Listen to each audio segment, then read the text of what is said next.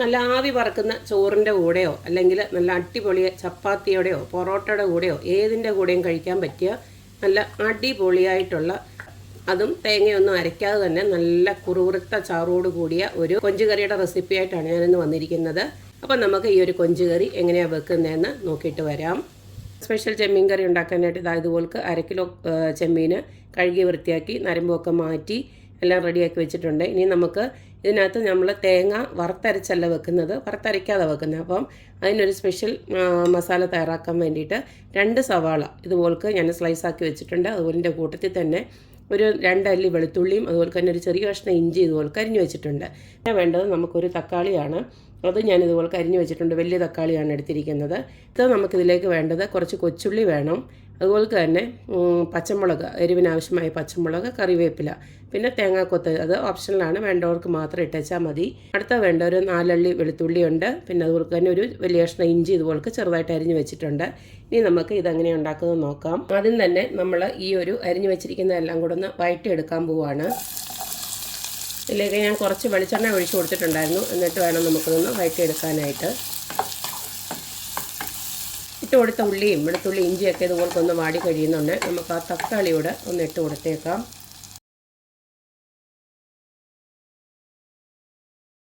ഇട്ട് കൊടുത്ത തക്കാളിയൊക്കെ ഇതുപോലെ നന്നായിട്ടൊന്ന് വഴണ്ട് ഇതുപോലെ ഒന്ന് വെന്ത പരുവാകുന്നുണ്ട്. നമുക്കൊന്ന് സ്റ്റൗ ഓഫ് ചെയ്യാം. അതിനുശേഷം ഇതൊന്ന് നന്നായിട്ട് തണുത്തതിന് ശേഷം ഇത് നമുക്കൊന്ന് അരച്ചെടുക്കണം. അരച്ച് നല്ല ഫൈൻ പേസ്റ്റ് ആക്കി എടുത്തേച്ചാൽ മതി. അപ്പോൾ ഇനി ഞാൻ സ്റ്റൗ ഓഫ് ചെയ്യുവാണ്. തക്കാളി വഴറ്റിയതൊക്കെ ഞാനൊരു വേറൊരു പാത്രത്തിലോട്ട് മാറ്റിയിട്ടുണ്ട്. ഇനി ഈ സെയിം പാനിലോട്ട് ഞാൻ കുറച്ച് മസാലപ്പൊടികൾ ആഡ് ചെയ്യുവാണ്.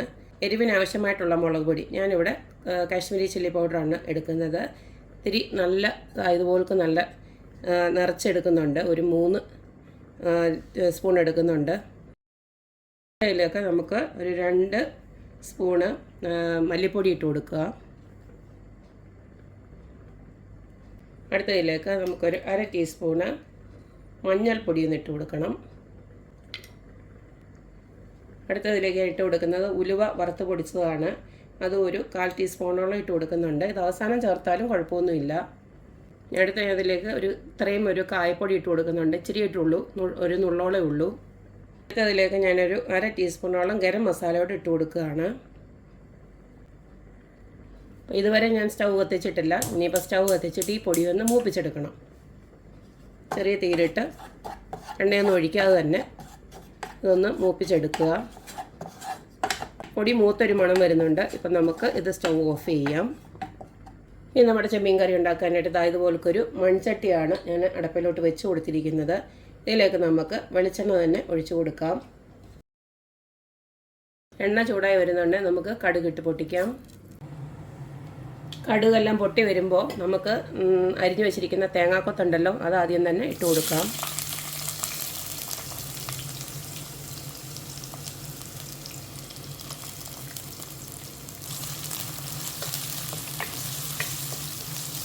ഇട്ട് കൊടുത്ത തേങ്ങാക്കൊത്തൊക്കെ ഒന്ന് ജസ്റ്റ് ഒന്ന് മൂത്ത് വരുമ്പോൾ നമുക്ക് അരിഞ്ഞു വെച്ചിരിക്കുന്ന ബാക്കി ചെറിയുള്ളിയും അതുപോലെ തന്നെ പച്ചമുളകൊക്കെ ഉണ്ടല്ലോ, ഇഞ്ചിയും വെളുത്തുള്ളിയും, അതെല്ലാം കൂടെ അങ്ങോട്ട് ഇട്ട് കൊടുക്കാം.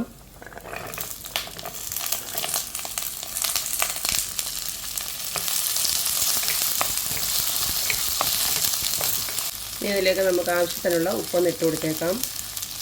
ഇപ്പോൾ ഒരു 1/2 ടീസ്പൂൺ ഇട്ട് കൊടുക്കുന്നുണ്ട്.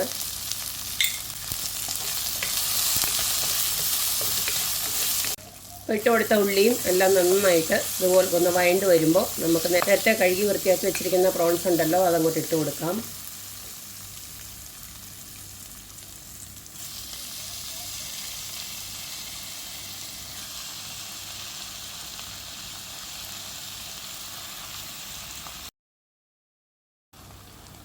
നമ്മുടെ കൊഞ്ചൊക്കെ ഇട്ട് കൊടുത്ത് ഒരു 5 മിനിറ്റ് കഴിയുമ്പോഴത്തേനും കണ്ടില്ലേ, ഇതിനകത്തൊന്ന് ഇറങ്ങിയ വെള്ളമാണ് ഇത് ഇത്രയും. ഇനി നമുക്ക് നേരത്തെ നമ്മൾ റെഡിയാക്കി വെച്ചിരിക്കുന്ന പൊടി ഉണ്ടല്ലോ, മൂപ്പിച്ച പൊടി, അതൊന്നും ഇങ്ങോട്ട് ഇട്ട് കൊടുക്കാം.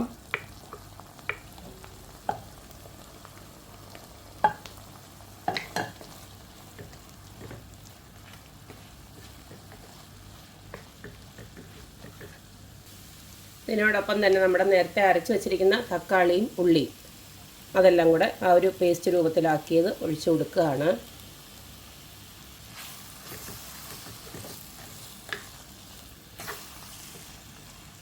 ഇനി നമുക്ക് ചാറിന് ആവശ്യമായിട്ടുള്ള വെള്ളം കൂടെ ഒഴിച്ചു കൊടുക്കാം.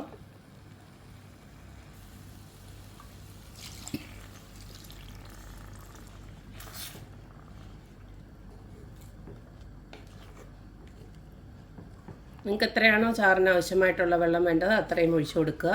ഇതിനി നമുക്ക് അടച്ചു വെച്ചിട്ട് ഒരു 10 മിനിറ്റ് വേവിച്ചെടുത്ത് കഴിഞ്ഞാൽ നമ്മുടെ അടിപൊളിയായിട്ടുള്ള കൊഞ്ചുകറി റെഡിയാവും.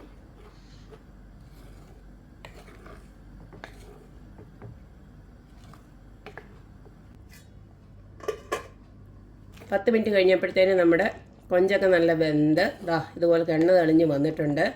കണ്ടോ, നല്ല കുറുകിയ ചാറോട് കൂടി തന്നെ കിട്ടിയിട്ടുണ്ട്. നമ്മൾ സാധാരണ തേങ്ങ അരയ്ക്കുമ്പോഴാണല്ലോ ഇങ്ങനെ കുറുകിയ ചാറ് കിട്ടുന്നത്. ഇതിപ്പോൾ അതൊന്നുമില്ല. പിന്നെ ഇത്തിരി ഉപ്പിൻ്റെ കുറവുണ്ടായിരുന്നു, അത് ഞാനിപ്പോൾ ഇട്ട് കൊടുത്തിട്ടുണ്ട്. അതുപോലെ തന്നെ ഇത്തിരി ഒരു പുളിയുടെ കുറവ് എനിക്ക് തോന്നി. അപ്പം നിങ്ങൾക്ക് പുളി ഇഷ്ടമാണെങ്കിൽ മാത്രം കുറച്ച് നമ്മുടെ കുടംപുളി ഉണ്ടല്ലോ, അതിൻ്റെ കുറച്ച് വെള്ളം മാത്രം ഒന്ന് ഒഴിച്ചു കൊടുക്കുക. ഓപ്ഷനിലാണ്, വേണം പുളി ഇഷ്ടമുള്ളവർക്ക് മാത്രം. സീ ഫുഡ് ഐറ്റംസ് ആയതുകൊണ്ട് മാത്രം ഞാൻ ഇത്തിരി പുളിയൊന്നും ഇട്ട് കൊടുത്തതേ ഉള്ളൂ. വേണമെന്നുള്ളവർക്ക് മാത്രം ഇട്ട് കൊടുത്തേച്ചാൽ മതി. അതുകൂടെ ഇടുമ്പോൾ ഇത്തിരി കൂടെ ഒരു രുചിയാണ്. ടൊമാറ്റോയുടെ പുളി മാത്രം മതിയോ എന്നുള്ളവർക്ക് അത് മാത്രം മതി.